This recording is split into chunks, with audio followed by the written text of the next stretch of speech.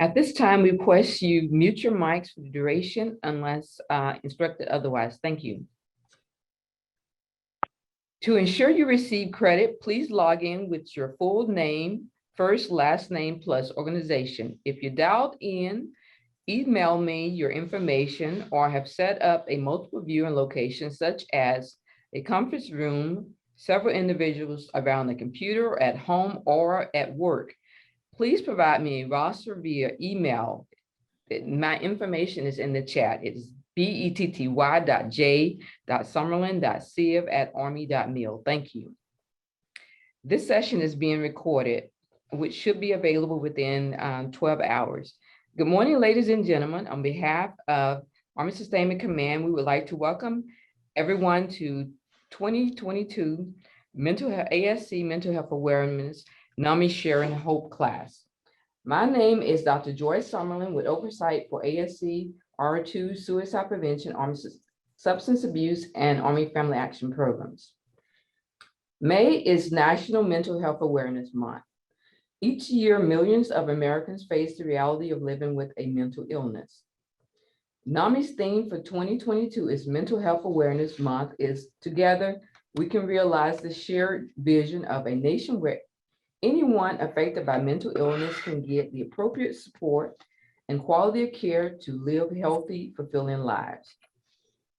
At this time, NAMI Greater Mississippi Valley Executive Director, Ms. Angela Gallagher, will provide opening remarks and introduce today's presenter, Ms. Bettina McWilliams.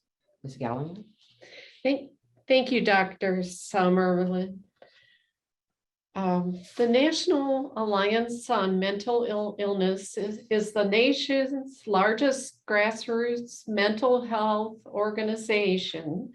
We're dedicated to building better lives for the millions of Americans affected by mental illness.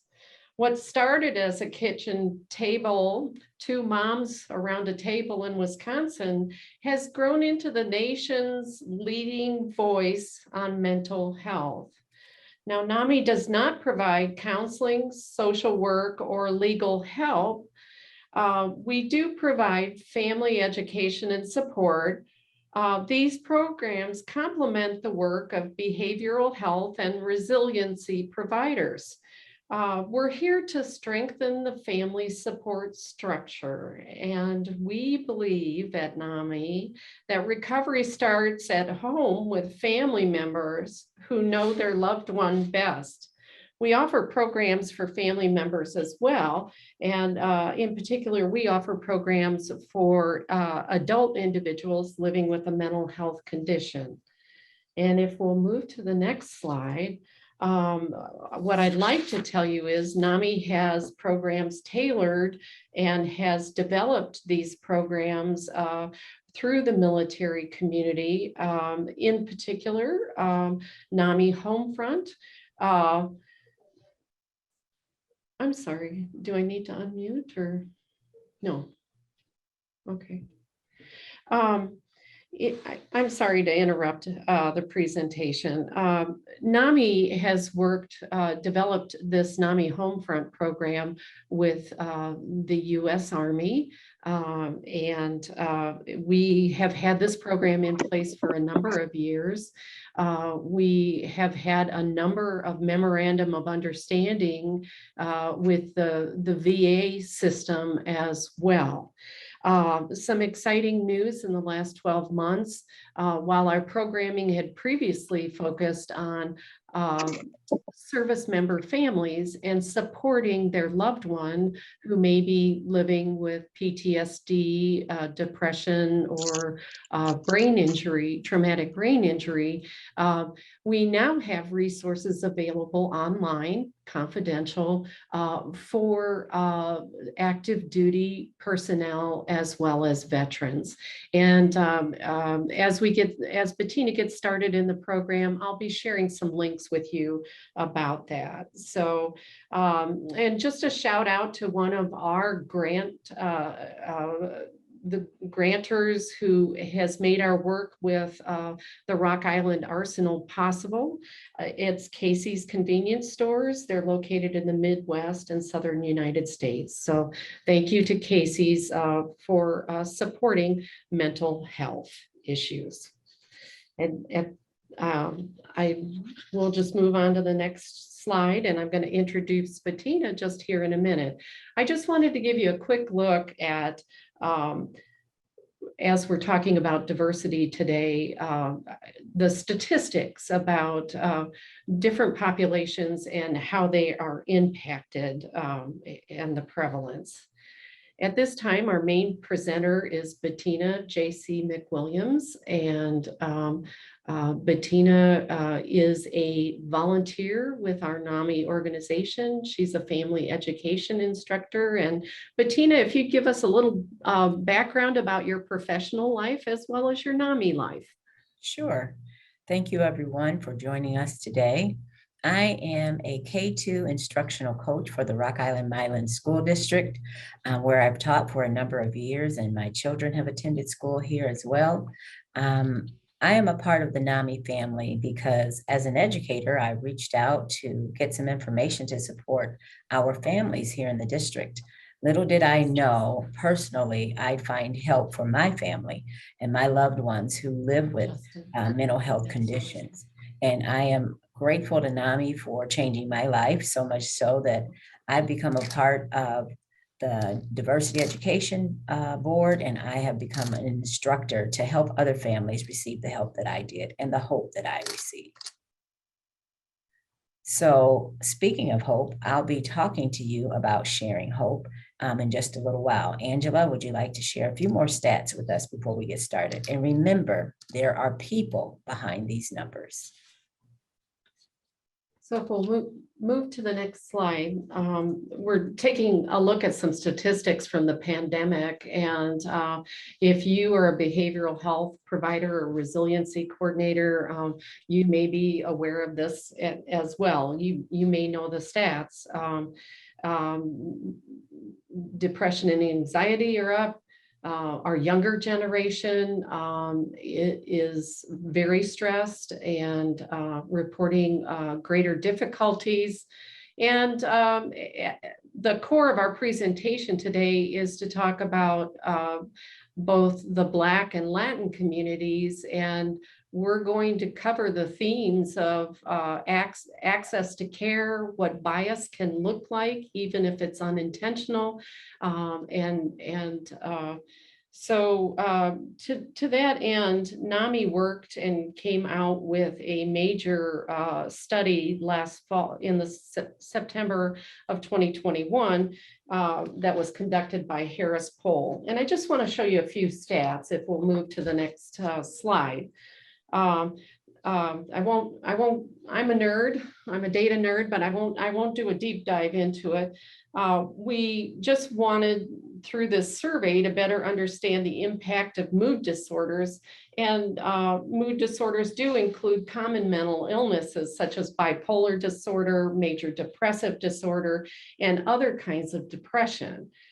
So there's some stats right there. What we did find was we had three key findings through this study. And the first is that symptoms are not well managed. And among those with mood disorders, Asian, Hispanic populations were more likely to report their mental health as poor, even as compared to Black and white.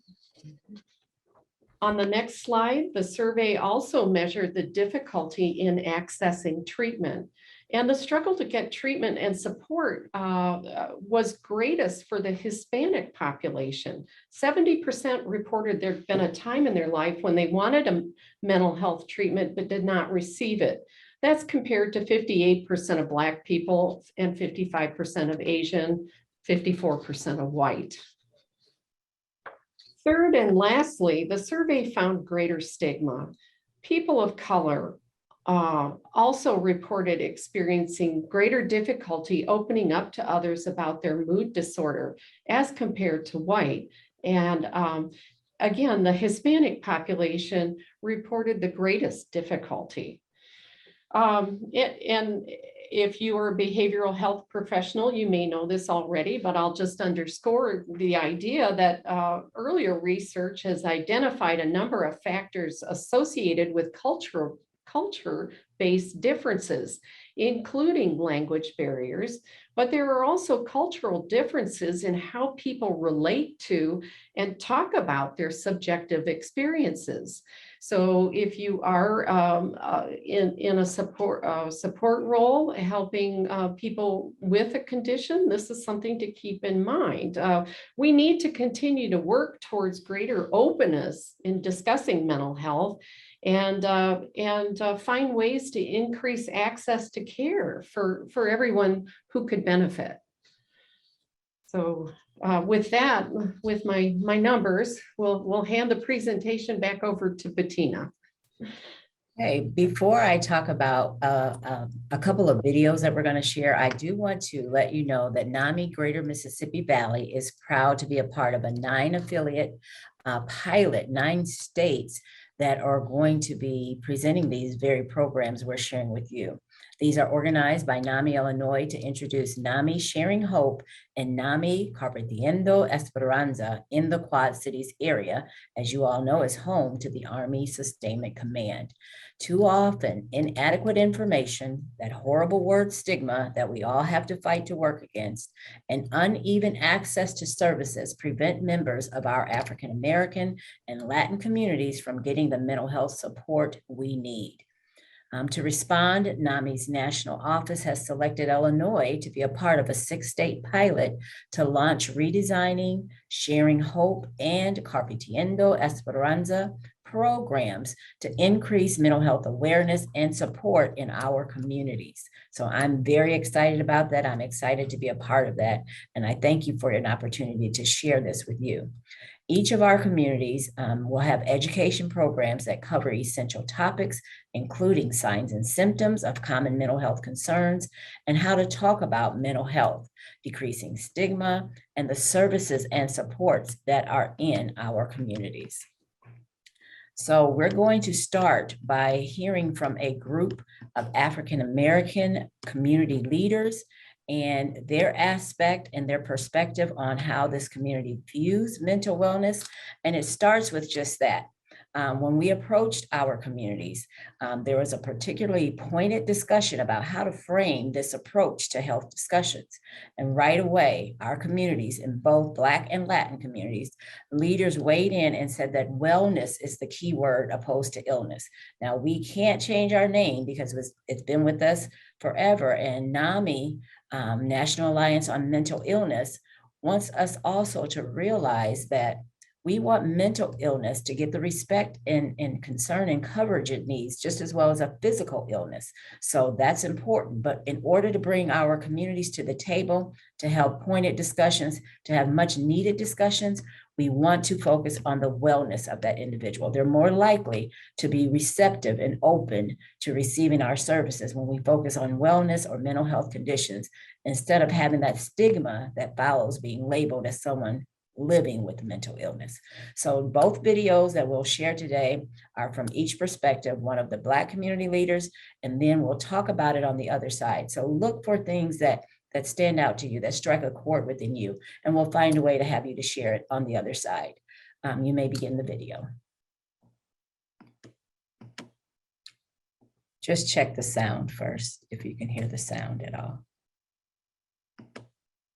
So I'm looking forward to having this conversation today about African Americans and mental health. We got it. A lot in our culture think that you can just pray things away. Prayer, no doubt, but I also understand that not one miracle in the Bible occurred without the person needing the miracle taking action. What's difficult sometimes is probably reflecting on being a community member. You may feel like you lost your role and you need help reconnecting. We are such a strong, resilient people.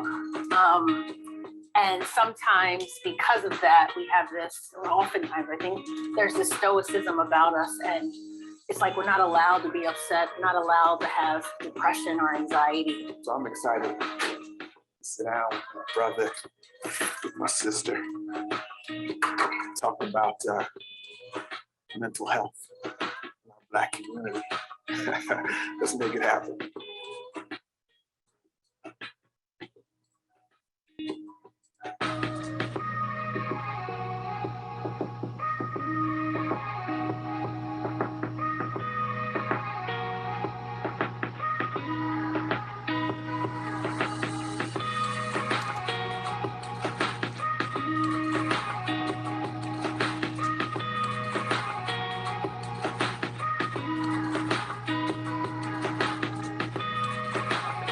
That's a great question.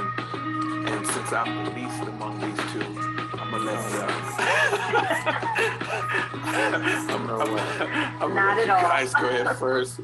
Well, Dr. Logan, why don't you start out with that, if you don't mind? Okay. So my why, I mean, and when it comes to mental health in the Black African American community, I'm reminded of a healthy cultural mistrust. We historically, Black and brown people have not trusted mental health Sure. or medical fields, and have had good reason to. Have had very good reason to, and we can think about, slavery and how people were treated, how, the idea that we don't feel any pain. So I think just the visual of us, the visual of people who look like those African American community, who represent that community, it releases some of that stigma automatically. And we have just never been given permission to not be stoic and to not just be like it doesn't bother us. Our men have it, our women have it, our children have it, and I do think that it is hurting us, it's killing us. So being able to have some permission, and I think with permission comes words. Like there's so many people I've worked with that don't know how to put words to what's happening, and words are so powerful, and we can heal through that. So that's a huge part of my why. Shahid, you want to go next, brother Shahid? You want to go ahead? I appreciate the invitation, Pastor. As you said earlier, Dr. Logan, there is a mistrust there, because there's equally so a mistreatment, right? That's either driven by racism and the mistreatment, misdiagnosing, and the incarceration of, folks who are copper, Black, people of color, whatever it is that they would point us as, in any time frame. Our mental health was usually leveraged against us to really be the basis of the science and laws that existed to enslave us. Right. It was considered a disorder to want to be free, to run, to flee, all those things. It was a disorder to not want to be anything other than what a white slave master wanted you to be. Yeah. And that's the genesis of this industry. And go figure, with that genesis, we don't account for all the hurts, the pains, everything that's inhumane that's gone into this. And mind you, what I'm saying isn't like, that's the way it is for everyone. It's just my reflection. Such wonderful answers to that question. I guess for me, guys, it's I'm coming from a Christian point of view, because I'm a pastor of a church, but I'm gonna tell you the mistake that our people make. They think that you can just pray mental illness away. You can't. You can't. There's no indication you just pray something away. If we study the Bible, if we study the life of Christ, I'm a believer, I'm a Christ follower, there was always some action that had to take place before the healing and before the miracle. But when Brother Shahid said that it was viewed as a mental illness to want to be free, right? So if I flip that, let me ask you a question now. Like, is it a mental illness? Do you guys think it's part of a mental illness to want to be accepted by them in the worst way? because I never really have. But because I didn't, I was always unruly. They called me unruly. They called me angry. And so with all of that, and in raising black males in my family, and now my grandkids are going through that, they have this desire to be accepted by this culture, by this people that really don't, if you can't dribble a basketball or catch a football or sing or dance, they're not really worried about your intellectual properties and how intelligent you can be. But bro, Shahi, when you said that, man, that it was considered a mental illness to want to be free, they still think there's something wrong with that. Pastor Graves, if I may, I even pose the question, is it crazy to want to stay or be a part? And I go one above that, and that I think it's colonial. Yeah. When we think racism and its effects, and its dehumanizing effects and so on, racism is still a tool. You know what I mean? There's a whole shed in which that tool has come from. And I feel it's colonization, and colonization it doesn't look good, feel good, and it's inhumane for any that are the perpetrators of it, or those who wind up experiencing it as victims or whatever the case may be. It distracts us, I feel, or I believe, from acknowledging that, it can't heal the pain that it's caused. It's going to take us returning to a certain way of actually being with each other. Something that, again, that was said by you, Dr. Logan, was this idea of permission. Imagine us being from cultures that heavily relied upon being seen, being brought into life, being given permission. And then when you fundamentally deprive people of that really crucial and critical cultural value, spiritual value, they're lost. Yeah. The word that comes to mind is validation. And it's important for us to give ourselves permission to try to find what our words are, to name what's happening, because it happens all the time and we're told it's not real. And it is real. We don't need that validation, I think. For me, I get a chance to watch people heal together. And that's because we don't brush things under the rug. If a brother or sister are struggling in any area, let's talk about it. Let's deal with it. Let's try to point you in the right direction. I just think that our healing, our mental healing, is not something that can be done alone. All of these things that we're talking about, we've never talked about before. And that's what's celebratory about this conversation, is that now we can be better parents, we can be better grandparents, we can be better aunts and uncles. We can say, wait a minute, they need this conversation right now. Because I remember when I needed it and it wasn't available. And so that, I think that's the beginning part of us really recognizing the village is going to have to take part of it. You're going to have to be in a community of people to really help us get to that place to where we are dealing with our mental illness and are becoming mentally healthy as we're walking this journey and in this journey of life. So.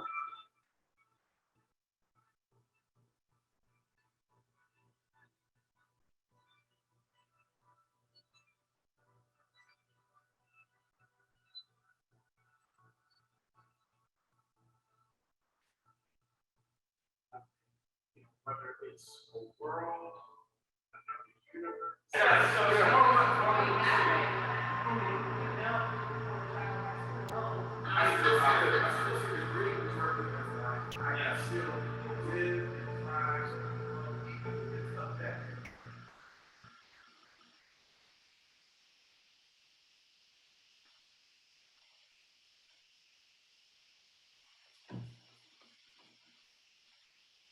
And Bettina will stop sharing the video. And Bettina, if you would, we pasted the second video into the link, and let me work with the chat box here and ask a few questions of our audience while you set up that second video. What about the stoicism the speakers discussed? There is a celebration of strong, resilient people. That's how it was described. But also they were discussing that they need permission to talk, to put words to their feelings. If anyone would like to react to that in the chat, that would be great. I know from my perspective, I was surprised that the Black population would think that they have to ask for permission to express themselves. I've rewatched this video several times, and that kind of took me by surprise. Coming from my perspective. What about the comments about the historical trust of the medical system? Where does that originate from? I think we understand that does come out of, there's been hospitalizations, experimentation, and that type of trauma. We're doing some trauma training here at NAMI, and we understand that that type of trauma actually carries through in our gene cells now. It's called epigenetics, and the recent research is very fascinating at the idea that trauma can be passed down through the generations. This is Bettina. So we talked about experiencing cultural bias, a lack of expectations for Blacks, and this can also translate into provider bias and inequality of care. And we certainly have seen that, and that's something we're trying to change, right? We're trying to advocate for change and educate healthcare providers.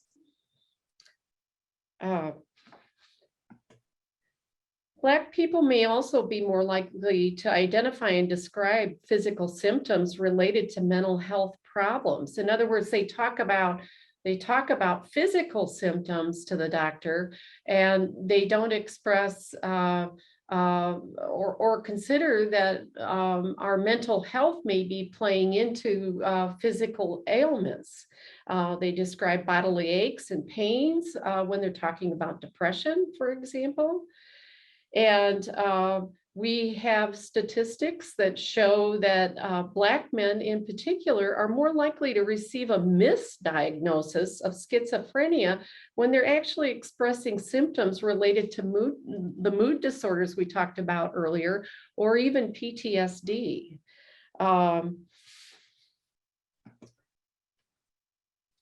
Socioeconomic disparities also prevent access to care.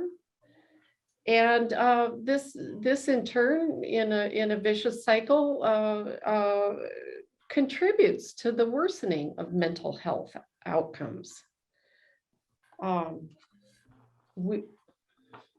So I think we're warmed up for the Latin video.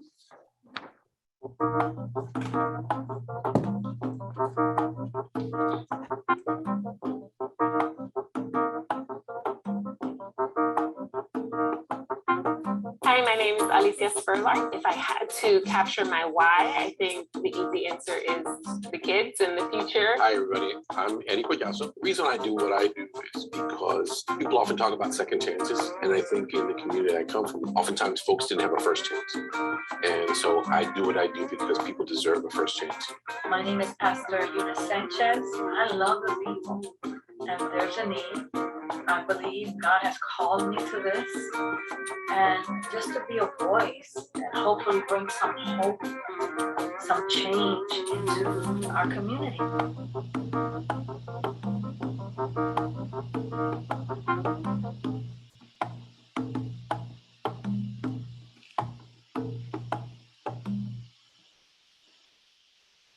brought back a memory. I remember hearing, that's just in your head. You need to get over stuff and just keep it moving. It wasn't taken seriously. Mental health, what is that? You know, are you kidding me? We don't have time for that. Or it's a spiritual thing, just pray it away. And even though I believe in the power of prayer, absolutely. But God made us a community, you know, so we could connect, so we could hear each other, so we could support each other, help each other through things. I think it really ranges how mental health is defined. We have a variety that goes from I'm not crazy to it's real and it's an actual need. And the exciting part for us is that it's real contingency is growing. And I think that's part of what's come out of this pandemic, right? Acknowledging that this is something real and it's just as real and important as physical health, even though we can't always see it in the same way. It's not always as visible, but I would say that even in my work in the Latino community, you do see a shift in respecting and honoring the fact that mental health is something that we need to be paying attention to. I think that we're beginning to expand our definition of what mental health is. Growing up, hearing, tengo los nervios malos, my nerves are bad. And it's about the stress of, you know, being a mom, about raising a family, of being the rock. And men didn't talk about it because it was always assumed you're already the rock, right? But I think we're expanding our definition to include things that cause us stress, because when those things aren't addressed, they can result in more serious challenges. I agree with both of you, but I've also seen coming to a point where there is anger because we didn't ask to be put in this position. I'm a second generation. So I never really lived on the island. So going back to it, I was called certain names, if you will, even if it's joking. So it's almost, it puts you in a place where you don't belong here and you don't belong there. So even as a teenager, the grumbling started, you know? There was a time I went into to enlist. And you look at this happens all the time. You look at the list, what do you consider yourself? And they only gave me 2 categories. I literally put in there, I'm a Latina woman. And then I put Hispanic because somebody told me, don't write that because you can get people nervous. I think it's important to understand colonization has definitely had an impact, I think, on our day-to-day. I was involved in a conversation recently where it was Latinos talking about the term Latinx and whether who of us embraced that term or didn't embrace it, why we didn't. And the challenge that I saw with that term is the same challenge I saw with the term Latino, Hispanic, and the 4-letter word that we, as Latinos have heard. And it's that I want to be able to identify myself because it seems more like you want to know what I am more than you want to know who I am. And who I am is more important than what I am. Yes. And if you look at me and you endeavor to find out who I am, you allow me to be a whole individual. And when what I am is more important, that affects who I am able to be. And that impacts our mental health. That affects our mental health. You make great points, Eddie. And as you were speaking, one of the things that I thought of was, which I'm sure many of us have had this experience, we're between 2 worlds, right? And so in ways we have our families and we have our culture and we have those things that we want to please our parents for and that we want to live up to, right? That we've expected and come to expect just growing up in the way that we have. And then we have this other world and they're often in contrast. They don't necessarily align with each other. But I think when we speak to mental health, some of the challenges that our young people and all people probably face is that I want to please both. Teetering that line can certainly impact somebody's mental health, right? Like, what am I doing? And when am I fully, and to speak to Eddie's point, when am I fully authentic? You talk about culturally, we're very different. The other thing is linguistically. And oftentimes there's this idea that if you don't speak English, that you are not intelligent. lack of mastery of the English language is equated with lack of intelligence. And it's not true. It's not true. And so I think we have to value our intelligence in the way it comes. And not let people tell us because of your culture, you're less than, because of your language, you're less than. Yes, there's richness in everything. Understanding your background, where you come from, and then getting excited about who you really are, you know. Let's change the perspective. Let's really celebration of who we are as a people. Compartiendo esperanza. I've seen it. I remember when I started pastoring, and I remember struggling with the fact that the role that I had accepted in that community, it was difficult. I mean, you're talking about helping all types of folks, being able to sit and help with someone with challenges, like some type of addiction, or with moms or anyone. Dads would come in and say, look, I need this help. How can I? You know, it wouldn't matter. Just the fact that I was able to help, to spend time with folks.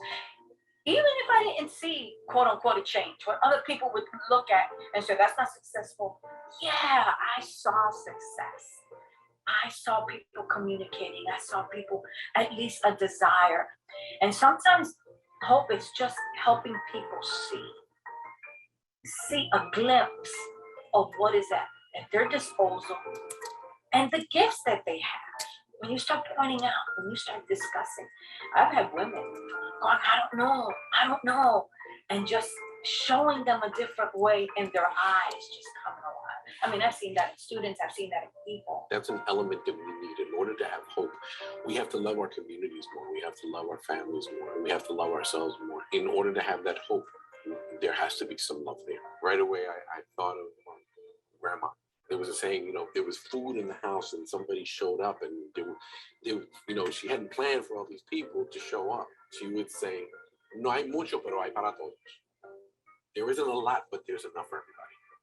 And that's a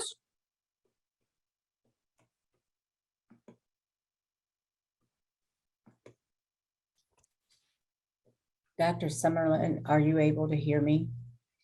Sure, just a second. Dr. Summerlin, are you able to hear me? No. I just want to be sure the participants can hear me before I start speaking. I can hear. I can hear you. Okay. Yeah, we can hear you. Awesome. So technology did us a disservice today, correct? But the message is still prevalent. The message is still here. If there's anyone brave enough that wants to come off mute and share your reaction to either video, you have a few moments to do that. And while you're getting your courage together, I will share how I've seen these videos many times. But in the first video, this was the first time that I was able to relax and see the painting beginning and while the speakers were speaking. And the music was soothing to my soul while the words hurt my heart. And I just wanted to share that with you. But it's not about me today. It's about you and how you've made connections to the video concerning the African-American community when aches and pains are described to a doctor and you're giving a pill for your physical ailment, but really your heart is broken. You are experiencing a mental health condition and maybe even a crisis, but you're not understood. How painful is that? When you as a people feel like you have to be accepted and confirmed by another culture that will make you feel like less than a person, as legally you were or your ancestors were as slaves, that causes a pain. And to hear the young men talk about mistreatment and how it was thought to be crazy and want them to run away, those create pains. We are still reeling from hate and racism to this day that could cause you mental anguish. But what we're here to tell you today is that there's hope. You're not alone. You can receive hope, and help through the NAMI community. So now, again, you feel free to interrupt me. Take yourself off quote and say, yes, I could relate to what the African American leaders were saying. Yes, I can identify with what the Latin community is saying. As you see on your screen, we talk about barriers for the Latin community. And the first one is language. So right away, when you think of language, you think of another language spoken like Spanish or French or whatever the language is that can't be understood. But I just described to you a language barrier in the African American community. My words, the way I express myself not being understood, so I don't get the treatment I need. In both communities, poverty, lack of health insurance, a tendency to describe the mental health symptoms as being nervous or tired, or my head hurts. Instead of saying, I hear voices in my head hurts, it's causing me a headache. But instead of saying that a voice tried to tell me to do something to myself, we're just describing these physical ailments and receiving physical treatment that could make us even more sick. Legal status for the Latin community, legal status for immigrants that appear to be of the African American descent. Cultural stigma. If you do that, you're weak. It shows signs of weakness. You're local, those things that hinder us from receiving the treatment and care we need. They're all stigmas. So I encourage each and every one of you on this meeting, on this training, forget about the technical glitches, but remember the people behind these statistics. Ask yourself, am I one of the statistics? How can I get help? And we just see more resources that Angela has pasted in the chat. And if there's anyone that would like to share, now is the time. We are running short on time. We have some more housekeeping to do, but I could not let this opportunity pass for me to let you hear about my pain and my struggle and my why for helping our communities. The time is now, if never before, to reach out, help our families, help our loved ones, help ourselves get the mental health treatments and mental health support that we need. NAMI participated, the Greater Mississippi Valley chapter participated in an intercultural training so that Angela and myself could find out about our own personal biases, the things we didn't know about each community. We talked about differences between us. We didn't sweep those under the rug like the young man said on the video, the pastor. Now is the time to have these open and bold conversations. I'm old enough to know a time when you could not speak about this. And that's where it all begins, with the conversation. And so if you want more assistance in learning more about your internal beliefs, whether you are Black or white, Hispanic, Latinx, Latino, whatever cultural background you possess, find a way to get the help you need to learn about other cultures so we can embrace them and provide support to one another. Again, please communicate with the end in mind, that we can make our nation a better place. We can make this world a better place, providing people with the help they need. At this time, we'll see if Angela would like to wrap up before she turns it over to Dr. Summerlin. And again, you have the links. Take an opportunity to watch those on your own when you get a chance. I'm still chatting because I didn't see a volunteer come on. I see a hand on the iPhone. Please unmute yourself and share. I just wanted to share that this was excellent training, excellent videos.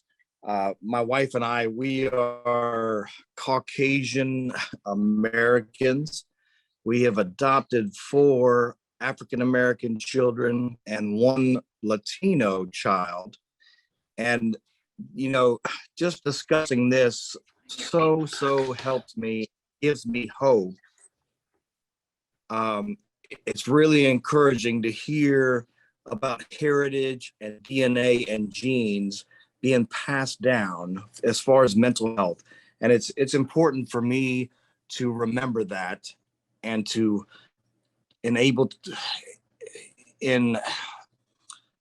just to be an enabler for those children to continue to improve their mental health and their issues and their trauma that they've experienced.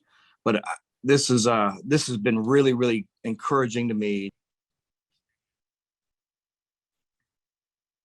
Awesome. And what I will say is each one reach one. Out of all of us on this call, if each one of us reach one other person and that traveled on and had that ripple effect, we will accomplish the goal of erasing the stigma to getting help for our mental health conditions. Thank you.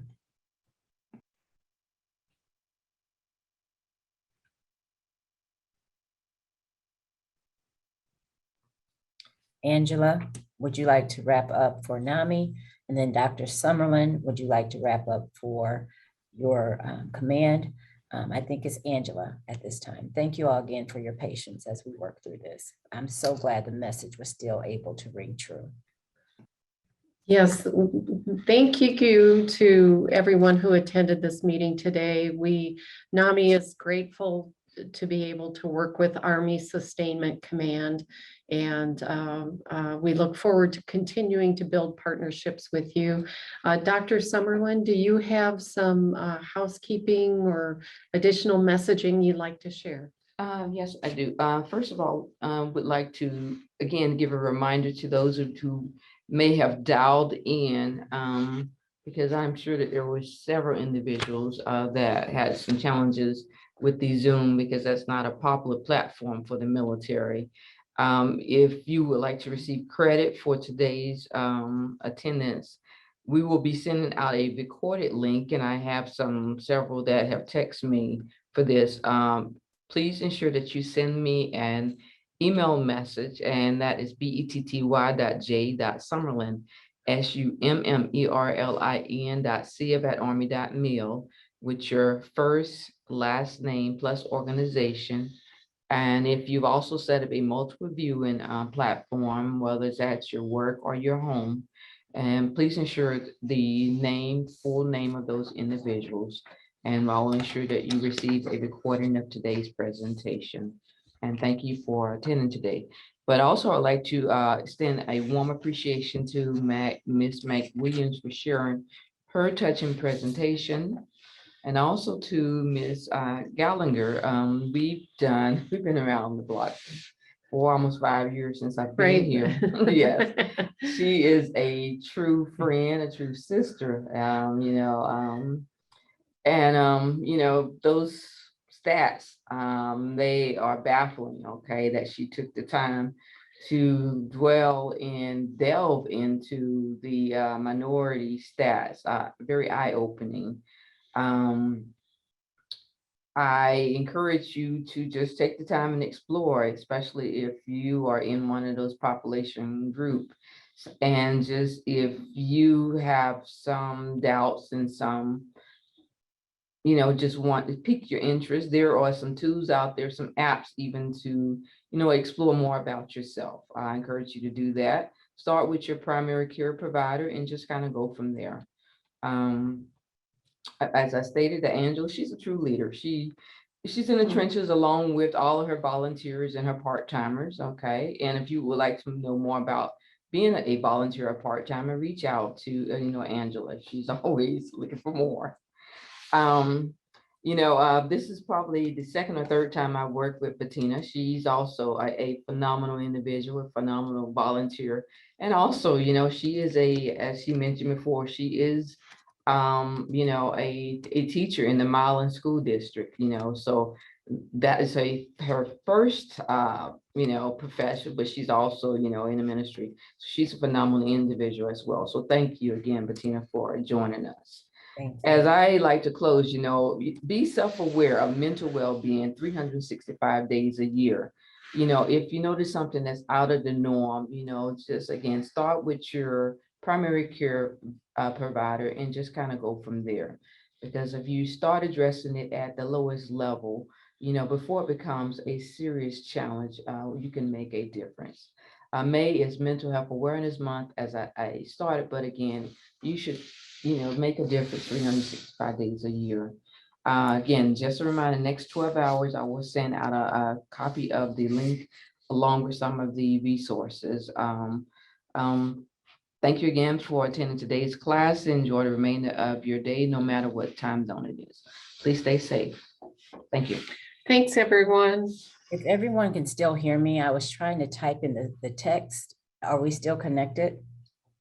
If you would like a Sharing Hope program presentation in your community, your organization, at your church, please reach out to Dr. Summerlin or Angela or myself, and we can make that happen for you. Thank you.